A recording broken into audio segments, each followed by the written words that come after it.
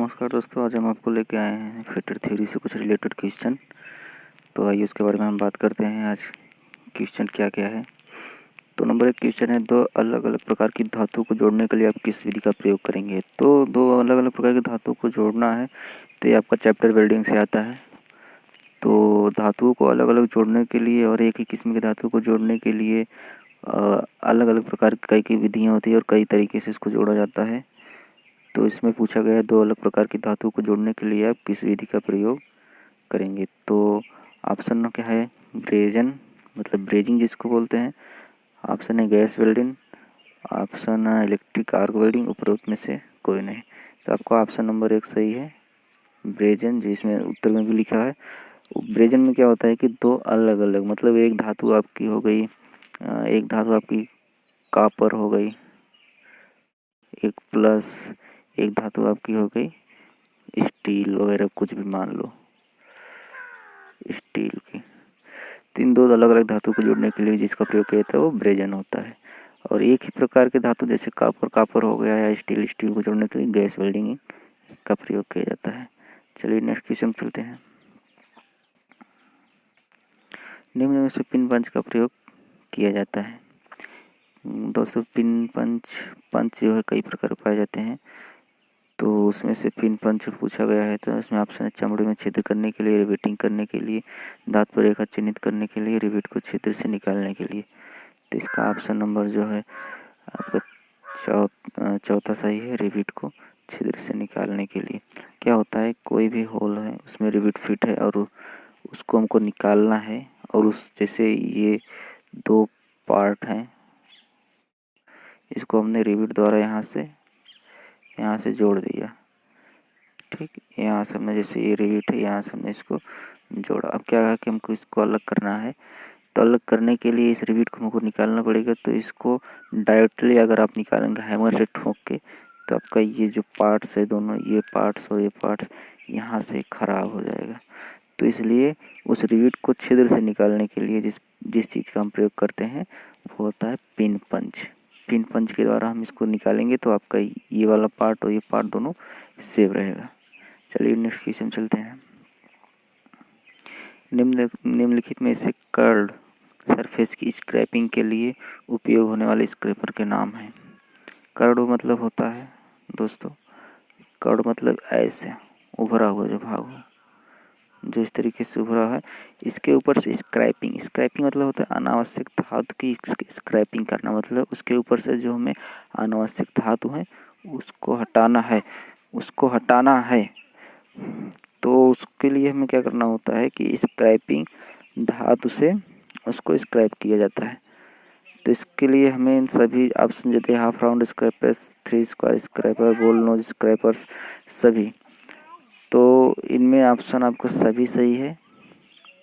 सभी half round से भी ऊपर के भाग को स्क्रैपिंग कर सकते हैं, 3 स्क्वायर से भी इसको स्क्रैपिंग किया जा सकता है, बॉल नोज से भी इसके ऊपरी भाग की स्क्रैपिंग की जाती है। मतलब जो ये ऊर्ध्वा भाग होता है इसके ऊपर के भाग को स्क्रैपिंग करना है तो इन तीनों से आप आसानी पूर्वक कर सकते हैं। चलिए नेक्स्ट चलते हैं। सफ़ेद धातु में निम्न से प्रमुख मिश्रण होता है। सफ़ेद धातु मतलब वाइट मेटल। वाइट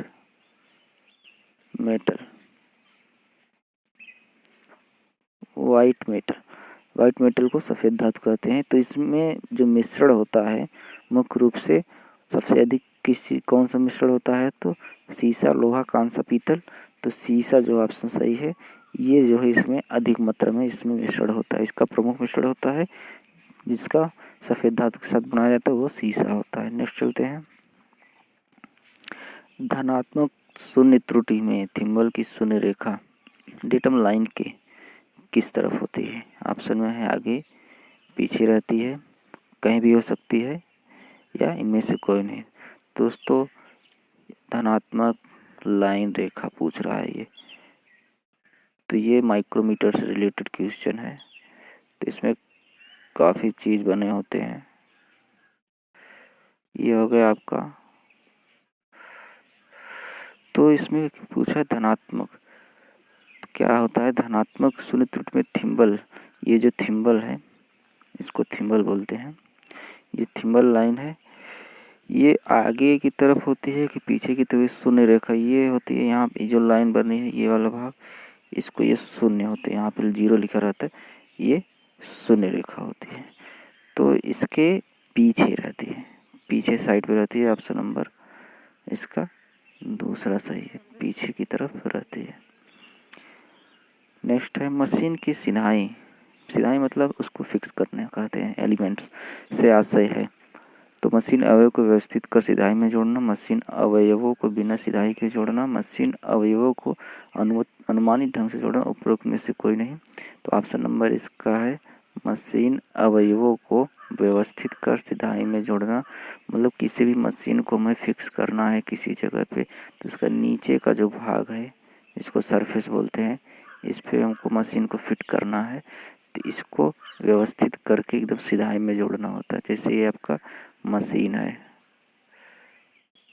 ये मशीन है, ठीक।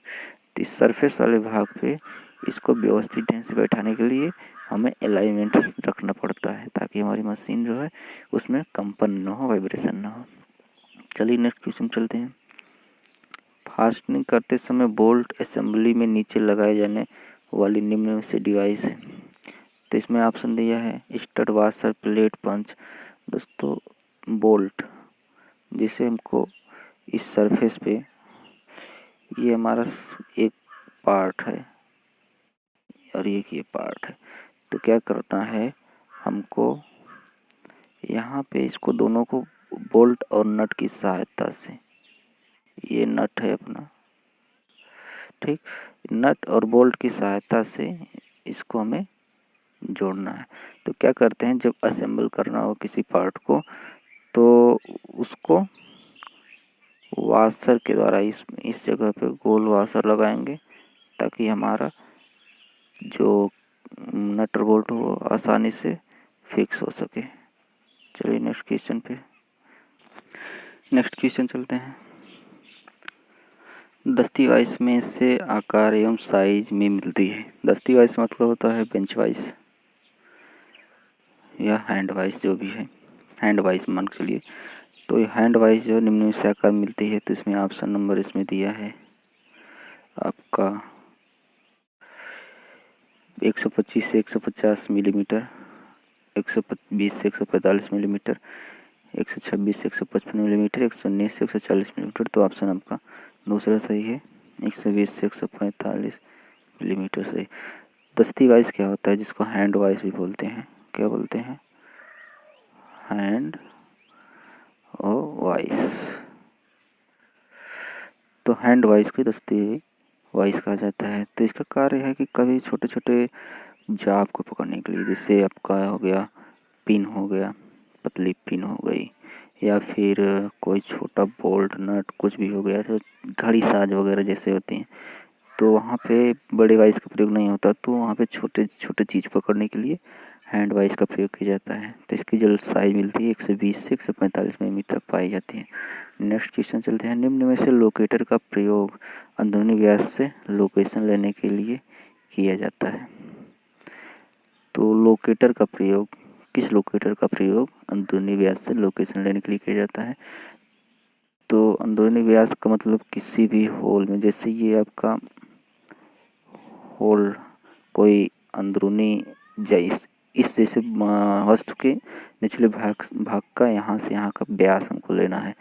तो उसके लिए किस चीज़ का प्रयोग करेंगे, तो इसमें ऑप्शन है pin type locate, template, gauge, C locator. तो इसका जो ऑप्शन नंबर 1 सही है, पिन टाइप लोकेट द्वारा आप इस अंदरूनी व्यास को माप सकते हैं, मतलब इसका व्यास को, इसके व्यास को मापा जा सकता है। चलिए नेक्स्ट क्वेश्चन चलते हैं। लकड़ी, कागज और कपड़े में लगी आग को बुझाने के लिए निम्न से प्रयोग कर किया जाता है। तो ऑप्शन है शुष्क पाउडर के अग्निशमन, COCTC के अग्निशमन, पानी से, उपरोक्त में से कोई नहीं। तो इसमें से आप देख रहे हैं शुष्क पाउडर दिया है, तो शुष्क पाउडर का प्रयोग नहीं हो सकता। CO कार्बन डाइऑक्साइड, CTC इन दोनों का प्रयोग नहीं हो सकता। पानी से, उपरोक्त में से कोई नहीं। तो ऑप्शन आपका तीसरा सही है, पानी द्वारा इसको बुझाया जा सकता है। नेक्स्ट क्वेश्चन चलते हैं। दो पाइपों को एक साथ एक सीधे में जोड़ने के लिए निम्न से उपसाधन प्रयोग किया जाता है। तो दो पाइपों को जोड़ने के लिए जैसे आप समझ सकते हैं, दो पाइप, एक पाइप ये हो गया, एक पाइप ये हो गया। तो इनको जोड़ने के लिए जिसका प्रयोग हम करते हैं उसको सॉकेट बोलते हैं, जो राउंड आकार में होता है। आप सभी को पता है, जो राउंड आकार में होता है, जैसा कि मैं आपको बना के दिखा दे रहे हैं। राउंड आकार में कैसा होता है, ऐसे होता है। इसके अंदर थ्रेड कटे होते हैं, जो इसके अंदर ऐसे थ्रेड कटे होते हैं जिसके द्वारा दोनों पाइपों को सीधे से जोड़ा जाता है। नेक्स्ट क्वेश्चन चलते हैं। मशीन पर कार्य करते समय खराबी आ जाने पर निम्न से उपाय करना चाहिए। मशीन को की स्विच तुरंत बंद करना चाहिए, मशीन से दूर हट जाना चाहिए, मशीन को चलते छोड़ो, में से कोई नहीं। तो ऑप्शन आपको सबको पता होना चाहिए। कोई भी मशीन में अगर चलाते समय कोई खराबी आ जाए तो मशीन का स्विच तुरंत बंद कर देना चाहिए। उसके बाद कारीगर को जाके मेंटेनेंस को बुलाना चाहिए और उसके बाद उसकी तुरंत मरम्मत करानी चाहिए। जब तक मशीन ठीक ना हो मशीन को चालू नहीं करना चाहिए, इससे दुर्घटना होने की अधिक संभावना रहती है। चलिए नेक्स्ट क्वेश्चन चलते हैं। लेथ फाइल्स की अपेक्षा अधिक स्मूथ सतह देती है। लेथ फाइल्स की अपेक्षा मतलब लेथ फाइल्स जो होती है वो फाइल्स की अपेक्षा अधिक स्मूथ देती है। क्रॉसकट फाइल्स, मिल फाइल्स दोनों कोई नहीं, तो इसमें मिल्स फाइल जो है वो अधिक स्मूथ देती है। यहाँ पे उत्तर में दिया है, तो मिल फाइल्स अधिक स्मूथ देती है लेथ फाइल्स की अपेक्षा। नेक्स्ट है, बड़े व्यास की शाफ्ट के लिए कौन सा बेयरिंग उपयुक्त है। तो बड़े शाफ्ट मतलब शाफ्ट आपको पता होगा, ये हो गया शाफ्ट। इसके ऊपर ऐसी पुली बैठती है, इस तरह पुली बैठती है। तो इन पुली को घुमाने के लिए बियरिंग लगाना अति आवश्यक होता है। अगर बियरिंग आप नहीं लगाएंगे तो ये शाफ्ट जो है मतलब मूव नहीं करेगा, घूमेगा नहीं।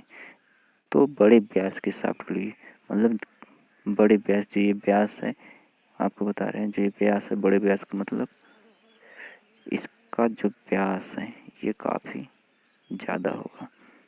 इसको इस पे ये हो गया पुली। तो क्या करना है, इस पूछ रहा है बड़े व्यास के शाफ्ट के लिए कौन सी बेयरिंग उपयुक्त होती है। तो इसको जो यहाँ पे आपका फिक्स, जिस पे फिक्स रहता है शाफ्ट, तो इस पे जो बेयरिंग बैठेगी वो सेल बेयरिंग होगी।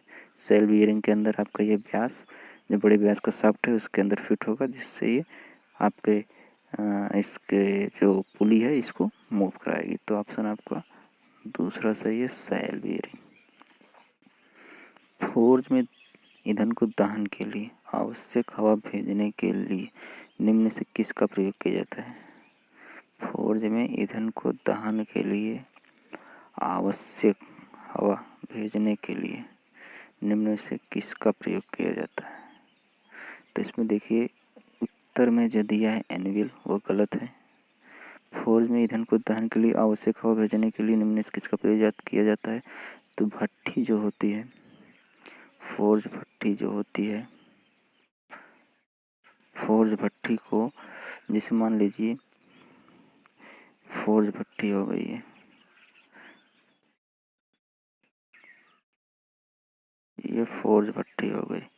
तो यहाँ से हवा को जो भेजा जाता है वो होता है ब्लोअर। ब्लोअर के द्वारा यहाँ से हवा भेजा जाएगा। तो यहाँ से कारीगर अपना भट्ठी में से जो भी चीज़ रहेगा उसको निकाल के उसका अपना कार्यक्रिया जो भी करना होता है करता है। तो ब्लोअर द्वारा हम दहन के लिए आवश्यक हवा भेज सकते हैं। दोस्तों ये था आज का फीडर थ्योरी से रिलेटेड कुछ इंपॉर्टेंट क्वेश्चन जो अक्सर एग्जाम में पूछे जाते हैं। तो नेक्स्ट चैप्टर के लिए आप हमारे चैनल को सब्सक्राइब करें, लाइक करें और शेयर करें, और तुरंत हमारे वीडियो की अपडेट पाने के लिए बेल आइकन को ज़रूर प्रेस करें, जिससे कि हमारी हर वीडियो आप तक पहुंचे। तो प्लीज़ चैनल को सब्सक्राइब करें, लाइक करें और शेयर करें। धन्यवाद। freeintromusic.com layout track.